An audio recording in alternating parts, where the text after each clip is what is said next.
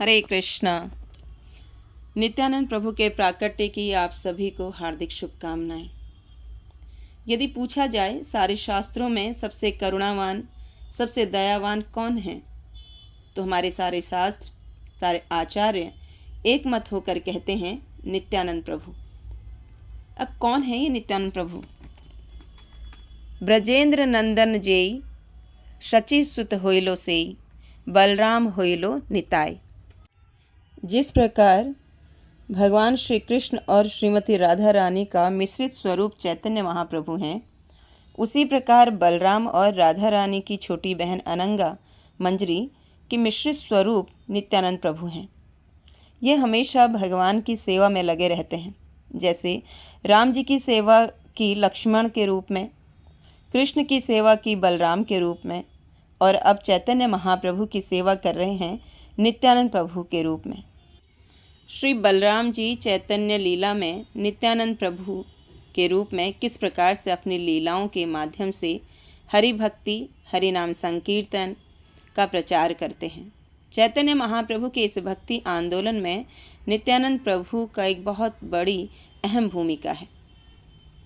आज हम नित्यानंद प्रभु के जीवन काल को संक्षिप्त में सुनने का प्रयास करते हैं। नित्यानंद प्रभु का अवतार 1474 ईस्वी में नवद्वीप के एक चक्र ग्राम में हुआ। इनके पिताजी का नाम था श्रीमान हड़ाई पंडित और माताजी का नाम था श्रीमती पद्मावती। नित्यानंद प्रभु ने अपनी बाल लीलाओं से ही ये साबित कर दिया कि वे साधारण बालक नहीं हैं। भगवान और भगवान की लीलाएं अद्भुत हैं। जन्म कर्म च मे दिव्यम एव यो वेति तत्वतः। भगवान का जन्म कर्म सब कुछ दिव्य है।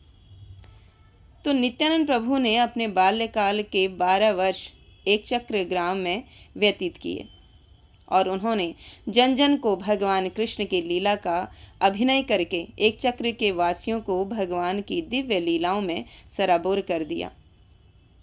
एक समय ऐसा आया कि हड़ाई पंडित और पद्मावती के घर में मानो अकाल पड़ गया।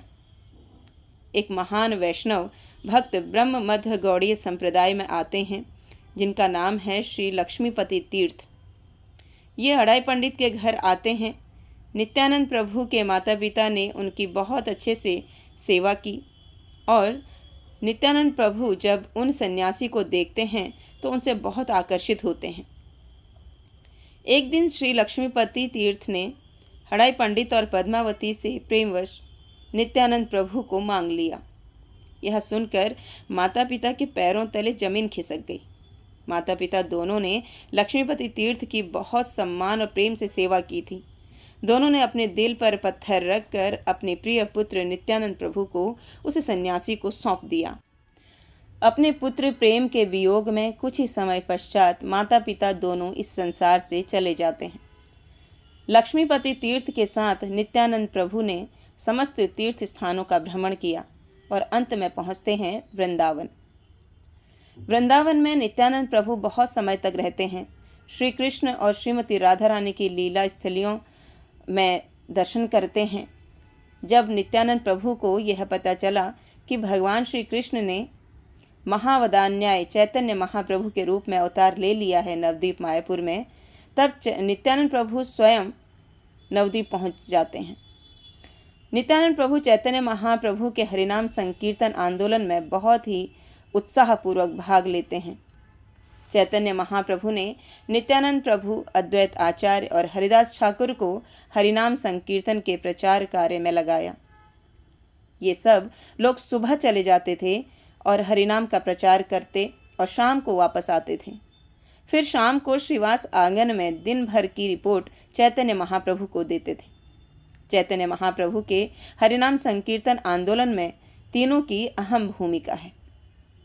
नित्यानंद प्रभु हरिनाम संकीर्तन द्वारा अनेक पतित से पतित जीवों का उन्होंने उद्धार किया। उनमें से एक हैं जगाई मधाई।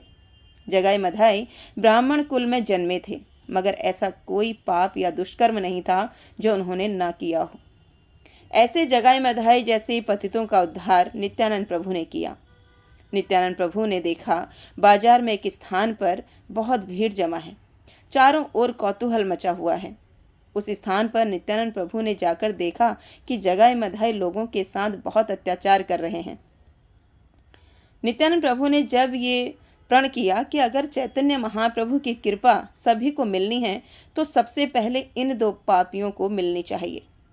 जब ये दोनों भक्त बन जाएंगे तो समाज को भी प्रोत्साहन मिलेगा। नित्यानंद प्रभु की कृपा से जगाई मधाई का उद्धार हुआ। ये सर्वविदित है कि जब चैतन्य महाप्रभु को यह ज्ञात हुआ कि मधाई ने नित्यानंद प्रभु पर प्रहार किया है और नित्यानंद प्रभु के शरीर से रक्त बह रहा है, तब चैतन्य महाप्रभु ने अपने सुदर्शन चक्र से मधाई का वध करना चाहा। तो नित्यानंद प्रभु की कृपा से जगाई और मधाई दोनों बच जाते हैं। उन दोनों को कृष्ण प्रेम प्राप्त होता है। नित्यानंद प्रभु चैतन्य महाप्रभु से कहते हैं कि ये अवतार आपका शस्त्र उठाने के लिए नहीं हुआ है, यहाँ तो आपने अपना प्रेम वितरित करना है। जब चैतन्य महाप्रभु संन्यास लेकर जगन्नाथपुरी गए तो नित्यानंद प्रभु भी उनके साथ गए। कुछ समय बाद चैतन्य महाप्रभु ने नित्यानंद प्रभु को नवद्वीप भेज दिया कि आप नवद्वीप जाकर हरिनाम का प्रचार करो। कृष्णदास कविराज गोस्वामी चैतन्य चरितामृत में लिखते हैं कि इस भक्ति आंदोलन में जो भक्ति का बीज है वह श्रीपाद माधवेंद्रपुरी है, और इस बीज से जो तना निकलता है वह है चैतन्य महाप्रभु। और इस तने की जो दो मुख्य शाखाएं हैं वह है एक अद्वैत आचार्य और दूसरे हैं नित्यानंद प्रभु।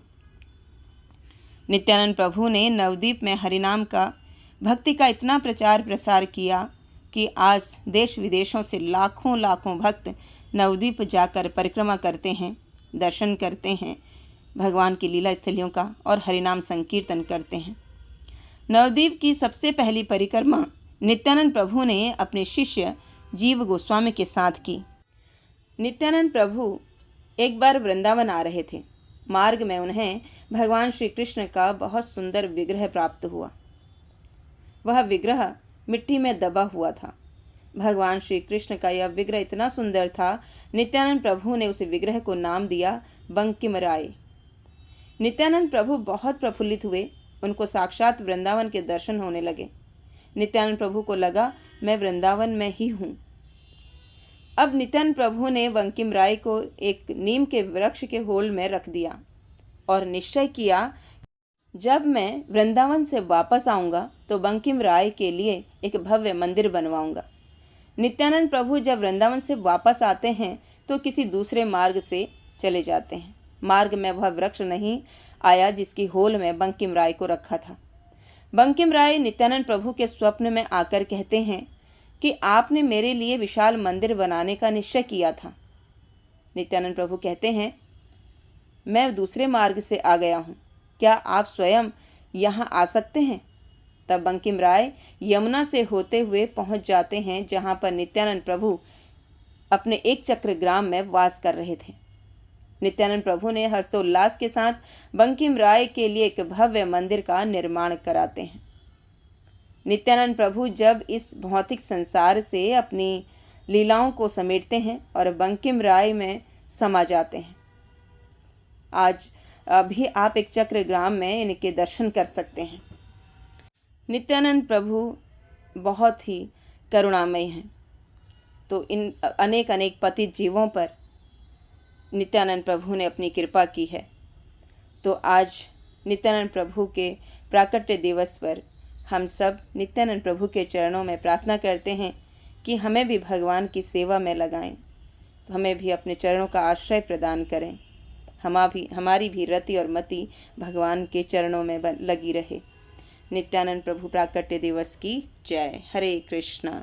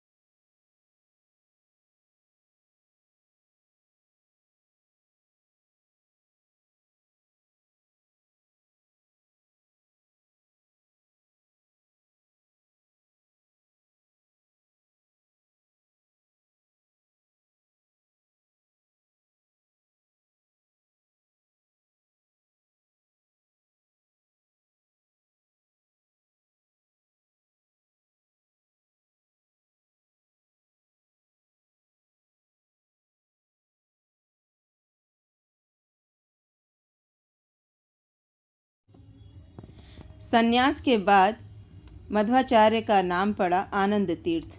तो संन्यास लेकर मध्वाचार्य ने मायावाद का खंडन किया। तो इस प्रकार से मध्वाचार्य एक महान आचार्य हैं, जिनके बारे में जिनका जीवन चरित्र सुनने मात्र से हमें लाभ